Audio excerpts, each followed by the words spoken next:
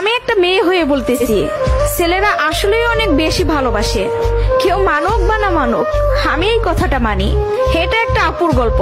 আপু আমাকে বলছিল, আমি যখন ইন্টার ফার্স্ট ইয়ারে পড়ি, একটা ছেলে আমার পিছনে সব সময় ঘুরঘুর করতো।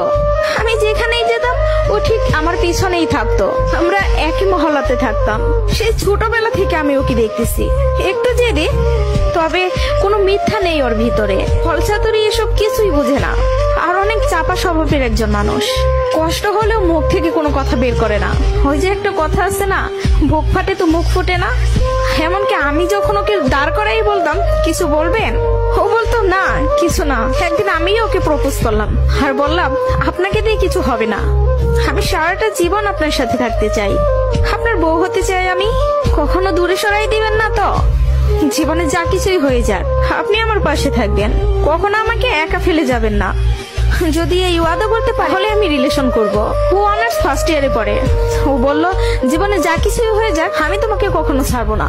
আমাদের সম্পর্কের বয়সটা যখন 2 বছর, তখন আমার বাসায় বিয়ের প্রেসার দেওয়া শুরু হয়ে গেল। ফ্যামিলি থেকে ছেলে খুঁজতেছে, সরকারি চাকরিওয়ালা, বিসিএস ক্যাডার। এসবের মধ্যে আমি ওর কথা বলতে ভয় পেতাম, কারণ ও এখনো পড়ালেখা করতেছে। চাকরি তো দূরের কথা, চাকরি পাইতে তো অনেক সময় লাগবে, কিন্তু আমার ফ্যামিলি তো আমাকে সময় দিবে না।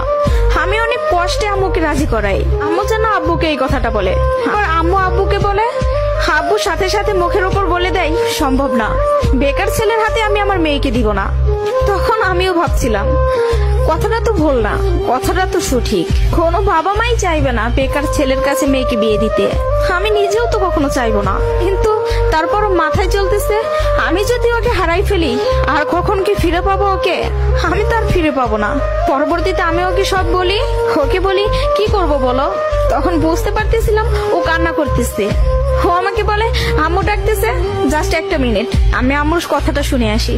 তুমি একটু লাইনে থাকো, এসে তোমার সাথে আমি কথা বলতেছি। আমি তোমার জীবনে আছি 2টা বছর, কতটুকু আমাকে চিনো জানো আমি জানি না, কিন্তু তোমার পরিবার তোমার সাথে 18টা বছর তোমার পাশে আছে। আমি কখনো বলবো না যে তুমি তাদের ছেড়ে আমার কাছে চলে আসো। আমি জানি না আমার বাসায় থেকে মেনে নিবে কিনা। পড়ালেখা শেষ করতে করতে আরো 2টা বছর লেগে যাবে, কবে চাকরি পাবো সেটারও তো কোনো ঠিক নাই। আমি যদি তোমাকে ভালো না রাখতে পারি, আমি তো নিজেকে কখনো মাফ করতে পারবো না। আমার কাছে তোমার হাসিটা অনেক দামি, তোমার যেটা ভালো মনে হবে তুমি সেটাই করো। তুমি যা বলবো আমি সেটাতেই রাজি। এসব কথা শোনার পরে, আর যাই হোক, একটা মেয়ে তার ভালোবাসার মানুষকে কখনো ছেড়ে যাইতে পারে না। আমি তখন একটা জিনিসই ভাবতেছিলাম, জীবনটা তো ছোট, আর আমি আমার এই ভালোবাসার মানুষটাকে হারাই ফেললে আমি নিজেই সারা জীবন আফসোস করব। এরকম কোন ছেলে আর আমাকে ভালোবাসতে পারবে না, আমি ওকে ছাড়তে পারবো না। আমি বাসায় আবারও বুঝাই, তারা বুঝে না। তারপর আমি বাসা থেকে বের হয়ে যাই। বাসা থেকে বের হয়ে ওকে ফোন দেই আর বলি, আমাকে নিয়ে যাও। ও তাড়াহুড়া করে বাড়ি থেকে চলে আসলো। আমি বললাম, আমি তোমাকে বিয়ে করব। ও আমাকে বলে, আমি বলছি না তোমাকে, তুমি যা বলবো আমি তাতেই রাজি আছি। তবে একটা কথা, আমার সাথে থেকে যদি 3 বেলার 1 বেলা খেয়ে থাকতে হয়, পারবা? তার জন্য আমি সবকিছু ছেড়ে আসলাম, তার জন্য আমি সবই করতে পারবো। বিয়ের পরে ওর বাসায় থেকে ফোন দেয়, বলে বাসায় আয়। তারপর ওর বাসায় থেকে মেনে নিল। তার কিছুদিন পর আমার বাসায় থেকেও মেনে নিল। ভালোবাসার জায়গা থেকে যদি বলি, প্রিয় মানুষটাকে নিজের করে পাওয়ার মধ্যে অন্যরকম একটা সুখ কাজ করে, যে সুখটা কখনোই টাকা দিয়ে কেনা যাবে না।